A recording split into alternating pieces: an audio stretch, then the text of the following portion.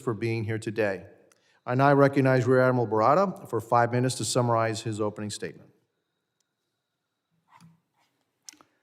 Good morning, Chairman, Ranking Member, and distinguished members of the subcommittee.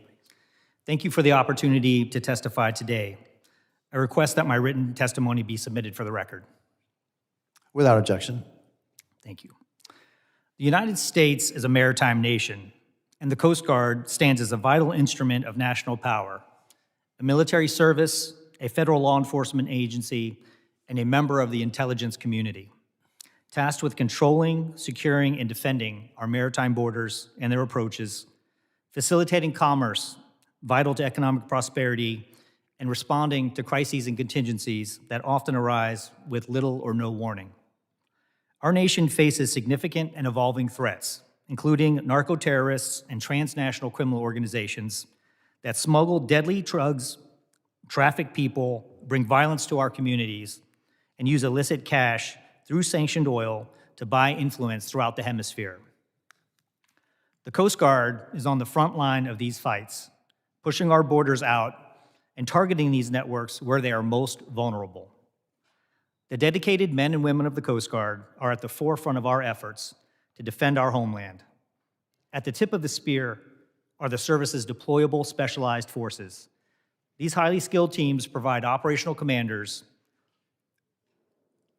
with a versatile and rapidly deployable toolkit to address ever-changing and asymmetric threats. For instance, our maritime security response teams provide the nation's only federal maritime counterterrorism capability, and our tactical law enforcement teams embed with naval partners to execute dangerous drug interdictions. Our deployable specialized forces are prepared for the most demanding missions. Their rigorous training, often with the Department of War colleagues, ensures that they can deploy globally at a moment's notice, bringing unparalleled skills to bear against terrorism, weapons proliferation, piracy, transnational crime, and other domestic contingencies. Most recently, our operators conducted several law enforcement boardings aboard dark fleet tankers to enforce sanctions at sea and uphold international law. These highly capable units are a crucial and adaptable force, ensuring the Coast Guard can not only patrol our waters, but dominate the maritime environment where the nation needs them most.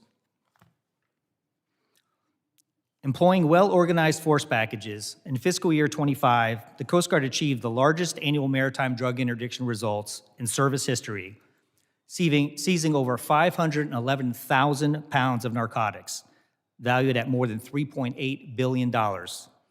This stopped over 193 million potentially lethal doses from reaching American communities.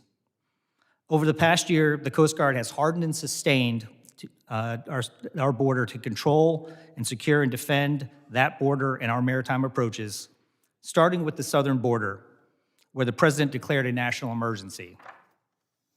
For example, along the Rio Grande Valley, Operation Riverwall has already supported the apprehension or deterrence of over 300 individuals illegally trying to cross since it began in October of 25. And Operation Border Trident increased interdictions of aliens along the southwest border by 44% over the previous year. Our enhanced enforcement presence at our borders and maritime approaches protects the country against transnational criminal organizations and illegal aliens attempting to unlawfully enter the country, upholding our national sovereignty. To effectively meet these dynamic threats, the Coast Guard is pursuing a bold modernization of its people, assets, and capabilities through Force Design 28.